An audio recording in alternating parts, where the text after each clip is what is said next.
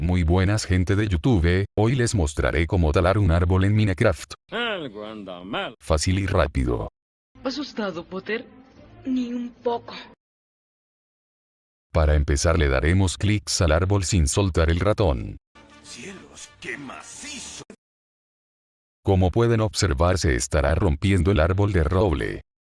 El futuro es hoy, ¿oíste, viejo? De esta manera tendremos unos bloques de madera marrones como Perú. En ese momento, Cell sintió el verdadero terror.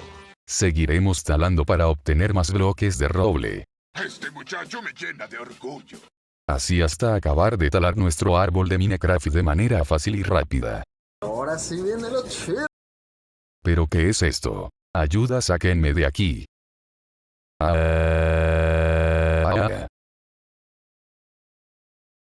Eso no me lo esperaba.